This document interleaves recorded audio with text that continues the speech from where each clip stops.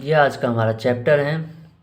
इसके आज हम ट्रांसलेशन करते हैं और इसको हम पढ़ते हैं आज। तो ये जो हैं इसके हेडलाइंस मैं आपको बता दूं। The state and union territories of India. कि स्टेट हमारा राज्य है, स्टेट हमारा राज्य एंड यूनियन टेरिटोरी। तो यूनियन टेरिटोरी हम बोलते हैं केंद्र शासित प्रदेश को, केंद्र शासित प्रदेश। जो हमारे 29 स्टेट हैं और ये जो 7 केंद्र शासित प्रदेश हैं, यूनियन टेरिटोरी हैं किसके, ऑफ इंडिया, इंडिया के। इन्होंने ये हमारा नाउन है, ये प्रीपोजिशन जोड़ दिया, ये इसका दूसरा नाउन है और ये उसका डिटर्मिनर है और ये एंड है कंजक्शन उससे ज्वाइंट कर। तो ये हमारी हेडलाइन है, उसका आज हमारा टॉपिक है। इसको हम बड़ी बारीकी से समझेंगे। एक एक शब्द है उसकी हिंदी देखेंगे हम, एक एक शब्द की हिंदी देखेंगे, ठीक है। आज हम इसकी शुरुआत करते हैं और इसको हम पढ़ते हैं और इसको हम समझते हैं अच्छी तरह से। अब कह रहा है India is a very big country. तो इंडिया मतलब भारत, भारत एक वेरी बिग कंट्री, कंट्री मतलब देश, वेरी बिग बहुत बड़ा देश है। ये हमारा सब्जेक्ट होगा, ये हमारी लिंकिंग होगा, अब ये इसका कॉम्प्लीमेंट होगा और ये यहाँ से यहाँ लगेगा हमारा पूरा एक सेंटेंस बनेगा। ये पॉइंट आते हैं इसको हम फुल स्टॉप बोलते हैं इंग्लिश में। कि भाई जब हमने यहाँ से स्टार्ट किया और हमने बीच में गैप लेना हो, स्टार्ट ऑन करना हो, और जब हमने कोई अपनी बात है वो कंप्लीट करती हो, तब हम इस चीज़ का मार्क लगाते हैं। ये हमारा हम इसको टोटल को पंचुएशन भी बोलते हैं कि भाई हमारे कितने प्रकार की इंग्लिश में पंचुएशन है, उसकी भी हम डिटेल से वीडियो बनाएंगे। अब आगे देखते हैं। अब कहते हैं it has a hug population of more than 125 crore.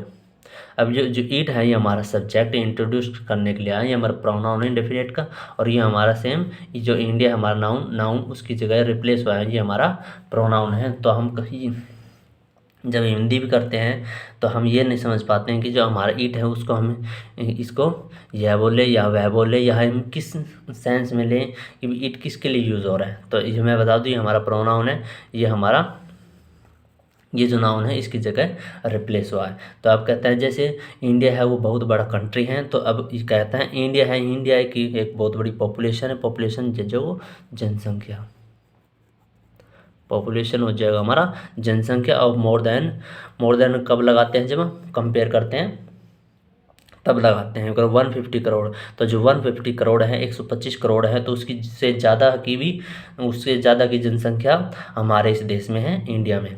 तो हम इसकी जगह इंडिया भी लिख सकते हैं, INDIA इंडिया। अब है इट्स एरिया, तो इट्स जो यूज है वो इसी के लिए हुआ है, तो इसको हम ऐसे भी लिख सकते हैं इसमें इट्स इट्स इंडिया INDIA।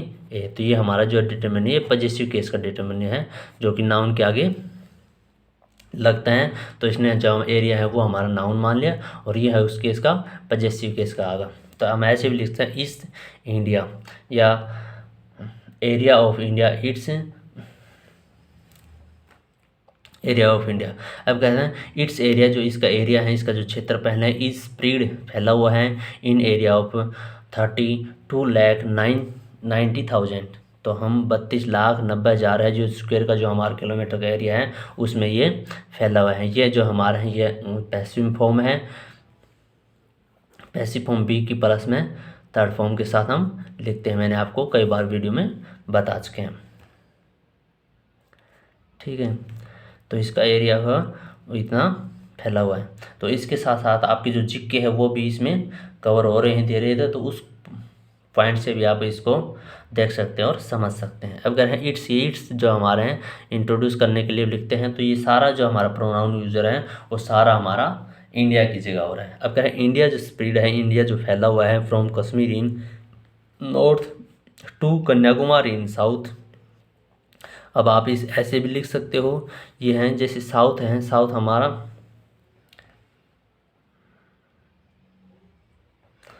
उत्तरी और नॉर्थ दक्षिणी।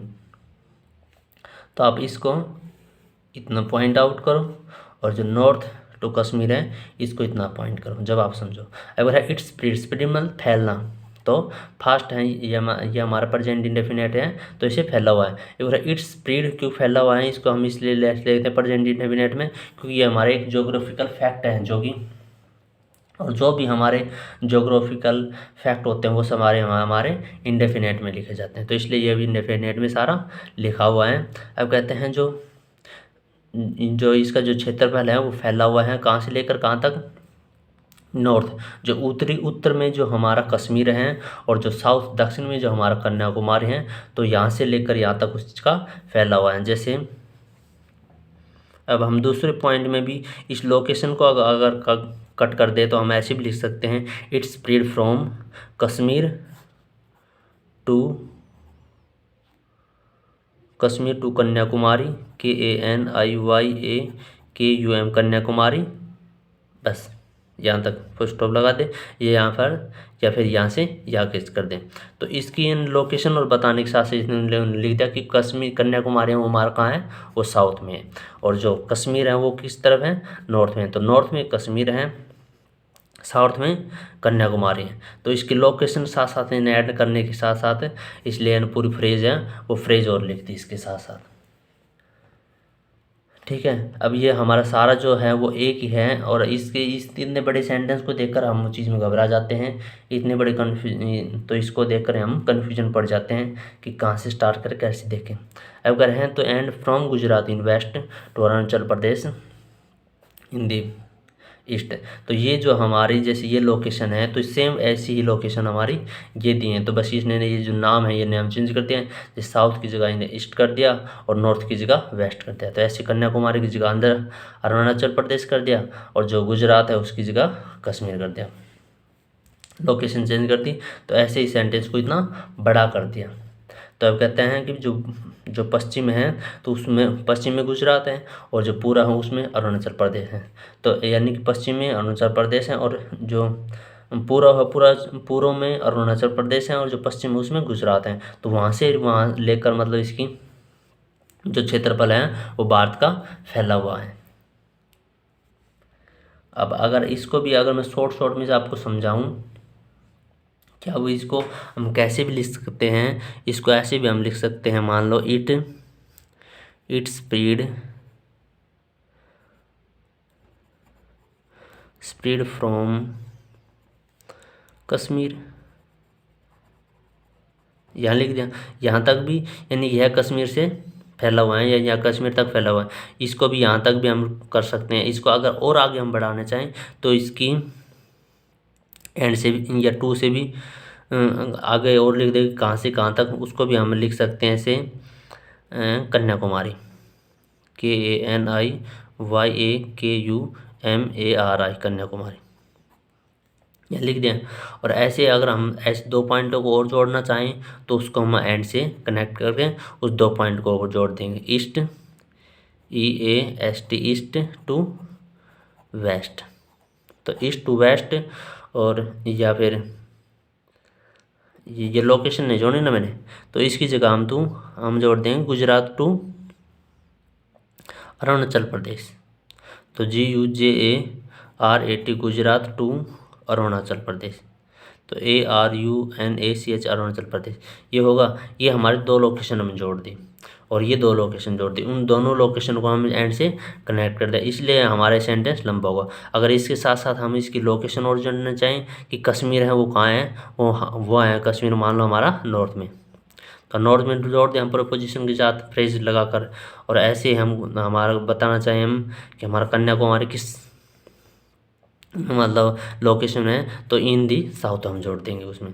तो ऐसे ही सेम हमारा ये है कि गुजरात है, गुजरात की लोकेशन बताने के लिए एक फ्रेज जोड़ दी इन दी वेस्ट, और अरुणाचल प्रदेश बताने के लिए उसकी स्टेट बताने के लिए हमने इन दी ईस्ट एक फ्रेज बना दी, एडवर्ब फ्रेज, जो कि वेयर का रिप्लाई है। तो ये सेंटेंस हमारा बिल्कुल छोटा ही है, तो ऐसे हम उस सेंटेंस को उसकी कभी एडवर्ब जोड़ देते हैं, कभी उसमें वर्ब जोड़ देते हैं, कभी उसमें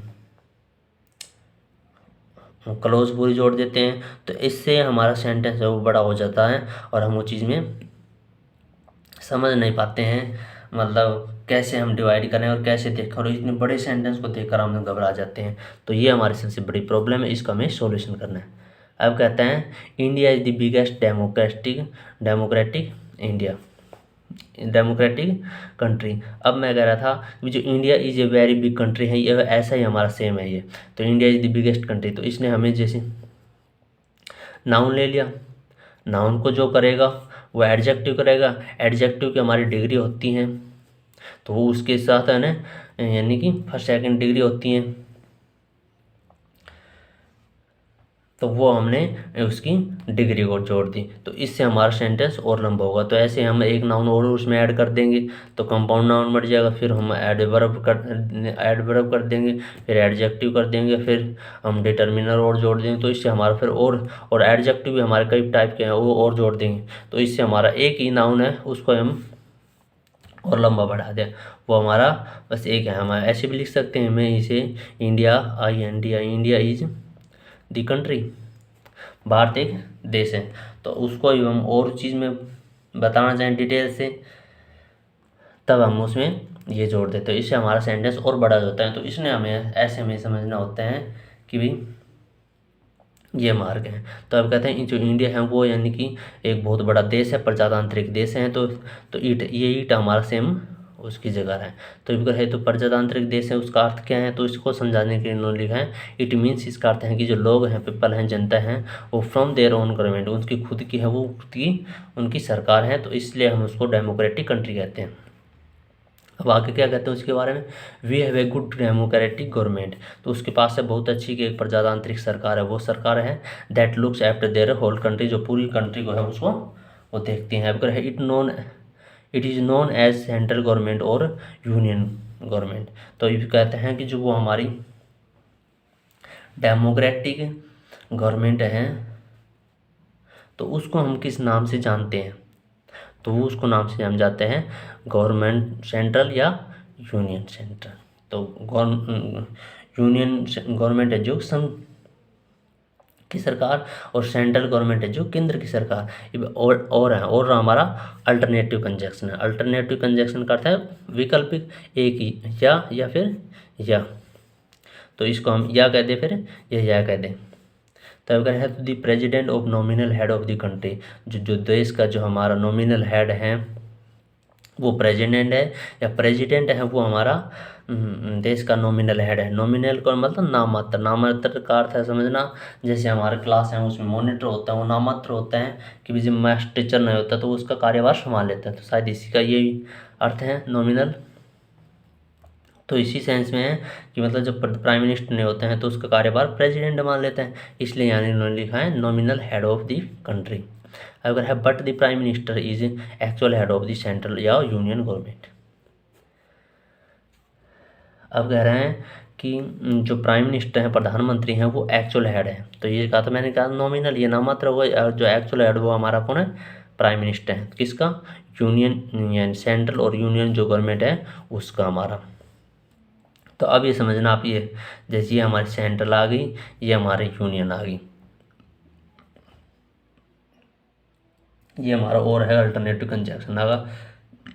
तो ये जो हमारा फंडा है वो हमारा सेम ये है, जैसे यहाँ सेंट्रल गवर्नमेंट लिख दिया, यहाँ सेंट्रल गवर्नमेंट लिया, और अल्टरनेटिव कंजक्शन लिख दिया, गवर्नमेंट को भी हम रिपीट कर रहे हैं, गवर्नमेंट को भी रिपीट कर रहे हैं, तो इसलिए हम उससे जोड़ते हैं, तो हमने एक कॉमन मान लिया इसका, और इसको हमने और से जोड़ते हैं, तो इसको हम ऐसे भी लिख सकते हैं सेंट्रल और यूनियन गवर्नमेंट, इसको हम ड्रॉप कर देंगे तो बात तो वही आएगी इसमें। तो ऐसे उन्होंने यहाँ करके ये लिख दिया शॉर्ट में, जैसे सेंट्रल और यूनियन गवर्नमेंट, ये इसको भी अगर ऐसे तोड़ो तो ये वाला ये सेम ऐसे बनेगा। तो ऐसे हमें आइडेंटिफाई करना होता है, ऐसे हमें देखना होता है, और ऐसे हमें बड़ी बारीकी से इंग्लिश को समझना होता है। अब कहते हैं जो ईट आ रहे हैं, तो अब ईट इसी के लिए आए कि भी जो प्रेसिडेंट हैं, जो प्राइम मिनिस्टर हैं, या जो गवर्नमेंट है, तो इसका जो कार्यभार है तो वेरी डिफ़िकल्ट टास्क है, बहुत ही डिफ़िकल्ट का टास्क है, महत्वपूर्ण कठिन कठिन टास्क है to look such a large country from one particular palace. तो वन पर्टिकुलर जो एक पर्टिकुलर स्थान, एक फिक्स स्थान है, तो उससे इतनी बड़ी लार्ज जो कंट्री है, इतना ऐसा बड़ा जो देश है, तो उसको देखना एक बहुत ही डिफ़िकल्ट यानी कार्य है। तो इसके लिए क्या किया उन्होंने, there India has been divided into many state. तो इसी चीज़ के लिए डिफ़िकल्ट कार्य हैं इतने, मतलब काम को संभालना, इस इतने बड़े काम को देखना। तो इसके लिए इंडिया है, इंडिया को डिवाइड कर दिया मैनी स्टेट में। मैनी स्टेट मतलब राज्य, प्लूरल है तो राज्य। तो राज्यों में इन्होंने अलग अलग राज्यों में डिवाइड कर दिया। तो ये हमारा समझना क्या है, ये हैव आता है हमारा, हैज़ बीन आते हैं तो प्रेजेंट परफेक्ट कंटिन्यूस में आते हैं, और पास्ट परफेक्ट कंटिन्यूस करेगा तो हमारा हैड बीन आ जाएगा,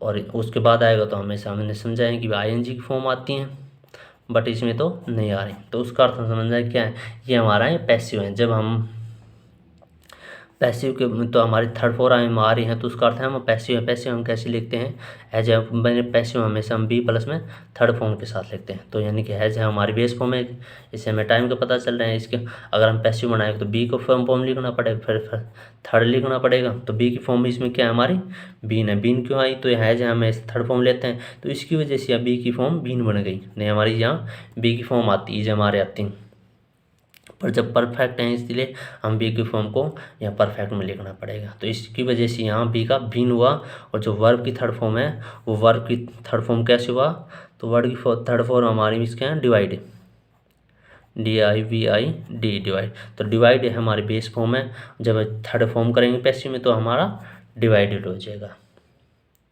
तो इसलिए हमारा बना हैज बीन डिवाइडेड। तो ये हमें समझना होता है। अब देखना ये आगे क्या कहते हैं, अब हम उसी को भी देखते हैं और समझते हैं बड़ी आसानी से। अगर है at present there are 29 state India, अगर है भारत है, भारत में 29 स्टेट हैं, राज्य हैं 29 राज्य हैं एट परसेंट में, वर्तमान में। अगर है एवरी स्टेट है, ये हमारा नाउन है, उसका डिटरमिन है, ये हमारा वर्ब है। तब समझना, अगर जो हर जो स्टेट है उसकी खुद की गवर्नमेंट है, उसकी खुद की सरकार है। जो गवर्नर है वो is nominal head of state. जो स्टेट का जो नॉमिनल हेड है वो कौन होता है, गवर्नर। इसलिए हम जीके भी बहुत अच्छे हैं वो इसमें निकाल सकते हैं, और वो भी अब हम जैसे अभी हम कम उम्र के हैं तो उसमें हम धीरे धीरे ऐसे ये पढ़ते रहेंगे, तो उसके ऑटोमेटिक हमारी इंग्लिश तो बनेगी, उसके साथ साथ हमारी ऑटोमेटिक जीके भी इसमें कवर होती रहेगी। और इससे हमें फिर आगे आने वाले टाइम में एग्जाम, कम्पिटिटिव एग्जाम की तैयार करेंगे तो उसमें हमारे बड़ा बेनिफिट मिलेगा। अब कहते हैं जैसे जो प्रेसिडेंट था तो वो कंट्री का नॉमिनल हेड था, तो वो कंट्री में था। तो ऐसे स्टेट का जो नॉमिनल हेड है वो हमारा गवर्नर होता है। नॉमिनल मतलब नाम मात्र। तो ऐसे ही जो स्टेट की जो गवर्नमेंट होती है उसका जो एक्चुअल गवर्नमेंट, एक्चुअल जो हेड होते हैं वो हमारा चीफ मिनिस्टर होते हैं, मुख्यमंत्री होते हैं। अब अगर है तो बट इज चीफ मिनिस्टर हैं तो is actual head of the state government. तो स्टेट गवर्नमेंट का जो एक्चुअल हेड है वो हमारा चीफ मिनिस्टर होते हैं, और जो नॉमिनल हेड होता है स्टेट का वो हमारा गवर्नर होते हैं। तो ये क्यों दे दी, ये हम उस चीज़ को बैठ कर हम जब कंजक्शन लगाते हैं हम कॉन्ट्रास्ट शो करना चाहते हैं कि भाई ये हमारा इसका ये काम है, तो दूसरा हमारा कॉन्ट्रास्ट में ही है। अब क्या है बी साइड द स्टेट, जो ये जो स्टेट हैं तो सम पार्ट्स ऑफ कंट्री, हमारी जो कंट्री है उसके कुछ पार्ट हैं वो डायरेक्टली कंट्रोल होते हैं by the government, central government. Central government है जो हमारे केंद्र सरकार, तो केंद्र सरकार के द्वारा कंट्रोल होते हैं, नियंत्रित किया जाता है उसको डायरेक्टली में। तो ये हमारा मैंने कहा था ये कंट्रोल हमारा ये हमारे बी की फॉर्म है, ये हमारी पैसिव है, और ये हमने बीच में इसमें दे दी एडवर्ब। क्योंकि कंट्री है वो कंट्री तो कंट्रोल करेगी नहीं खुद को, तो उसको कंट्री को सेंट्रल गवर्नमेंट के द्वारा कंट्रोल किया जाएगा, तो इसलिए हम उसको पैसिव के साथ लिख देते हैं। अब कहते हैं these are also called the union territory. If क्या रहते हैं इसको हम यानी यूनियन टेरिटोरी है उसको भी नाम से बुलाते हैं, पुकारते हैं, ये कहते हैं यूनियन टेरिटोरी मतलब केंद्र शासित प्रदेश। केंद्र शासित प्रदेश। अभी समझना, ये हैं जो आर के साथ ही हमारे बी की फॉर्म के थर्ड बना, ये भी हमारा पैसिव है, और ये ऑल्सो हैं, ये भी हमारे एडवर्ब थी, जैसे इसमें डायरेक्टली एडवर्ब थी तो ये भी हमारे एडवर्ब थे। ये एडवर्ब इसलिए क्यों, वो मैंने फिर समझाया बार बार में, कि ऑल्सो को हम क्यों करते हैं, कि जब हम किसी को मतलब कोई पहले से किसी चीज़ का वर्णन कर चुके हैं, जब जैसे हम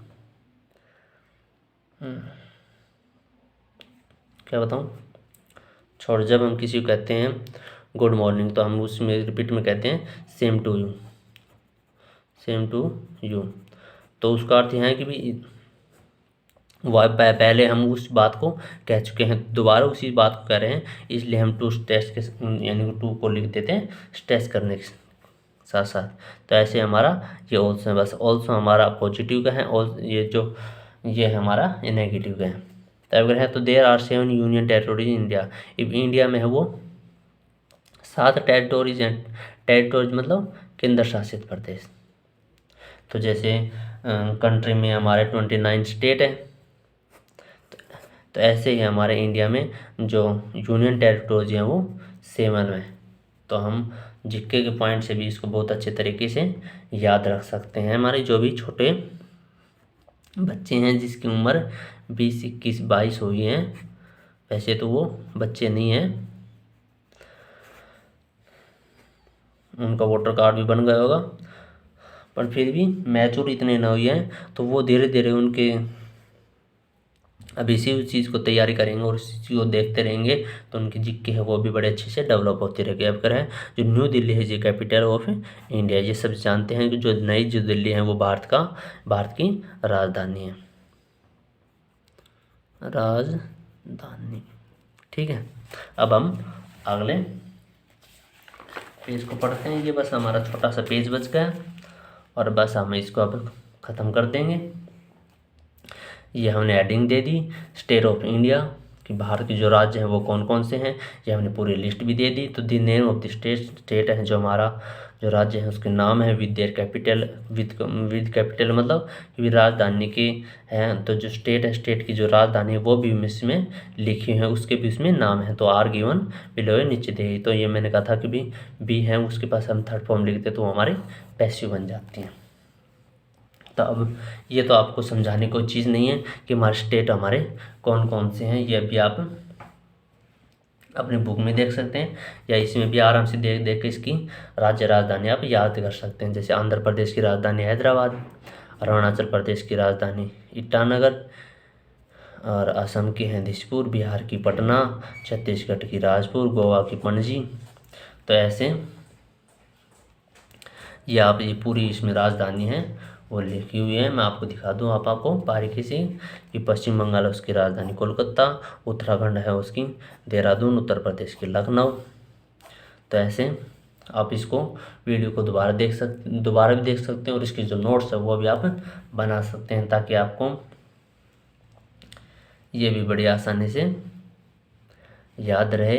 और हमें इस वीडियो में भी आपको समझा वह है यूनियन जो टेरिटोरी ऑफ इंडिया, जो भारत की जो केंद्र शासित प्रदेश वो हमारे कितने 7 हैं।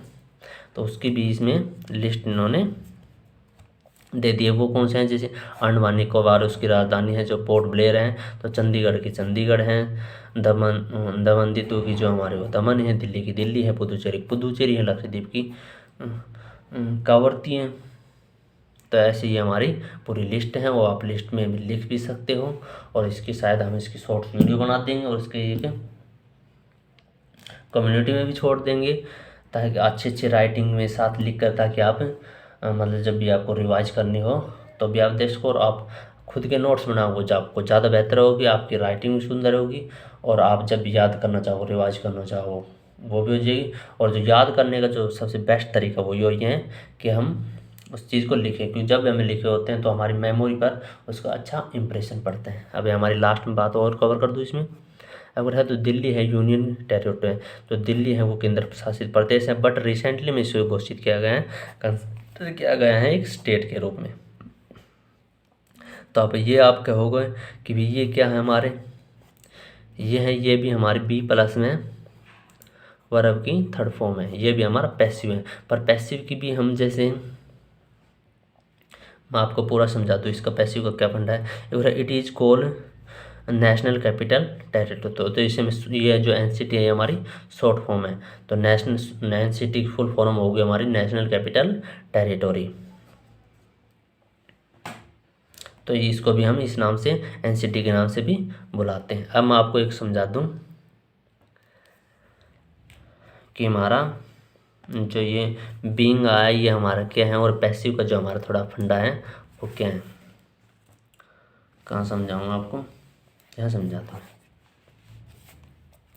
ये जैसे हमारा इंडेफिनेट है, इंडेफिनेट में जब हम स्टेट लिखते हैं तो कंटिन्यूस की हमारी जो इंडेफिनेट हैं वो हमारी एस एस के साथ लिखते हैं। कंटिन्यूस की इनकम्प्लीट होते हैं हम वो आईएनजी के साथ लिख देते हैं। परफेक्ट होती हैं तो हम हैज़ के साथ लिखते हैं, और ऐसे ही परफेक्ट कंटिन्यूस होती हैं तो हम हैज़ बीन के साथ लिखते हैं। तो ये हमारी क्या है, ये हमारी स्टेट बताती हैं। तो ऐसे ही हमारा जब हम बी प्लस वर्ब की थर्ड फॉर्म, ये हमारा क्या है, पैसिव है। तो जब हम पैसिव में लिखेंगे तो उसकी भी तो हमारी स्टेट बताएंगे कि भाई ये हमारी कौन सी स्टेट का है, इंडेफिनेट का है। तो जैसे बी प्लस में थर्ड फॉर्म होगा हमारा, तो ये हमारा इंडेफिनेट स्टेट का है। तो बी यानी कि बी की फॉर्म प्लस में आईएनजी फिर वर्ब की थर्ड फॉर्म, ये हमारा कंटिन्यूस का होगा। और जैसे हैज़ के साथ आ जाएगा हैज़ बीन। पैसिव की जो हमारी स्टेट है वो दो ही होती हैं, तो जैसे कंटिन्यूस की और परफेक्ट की।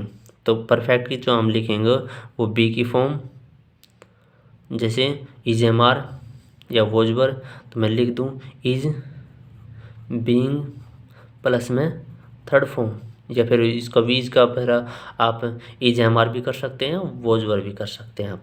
तो ऐसे हमारे परफेक्ट की जो फॉर्म बन जाएगी पैसिव में, तो वो हमारी हैज़ बीन प्लस में वर्ब की थर्ड फॉर्म चाहिए। तो ये हमारी जो परफेक्ट की स्टेट को बताते हैं, और ये जो बीइंग के साथ है ये हमारी कंटिन्यूस स्टेट को बताते हैं। तो ये हमारा पैसिव का फंडा है, ये हमें समझ में नहीं आता कभी बार। तो आज के लिए थैंक्स। आशा करता हूँ कि आपको ये वीडियो है बहुत अच्छे से समझ में आएगी, और आप घर जाके इस चीज़ का रिवाइज करें। आप इसको घर जाके दोहराएं, दोबारा वीडियो को देखें, और आप बहुत अच्छी लगन के साथ पढ़ें। तो wish you all the best. Video अच्छे लगे हो तो लाइक, नहीं लगे हो तो dislike, and below the comment. Thanks.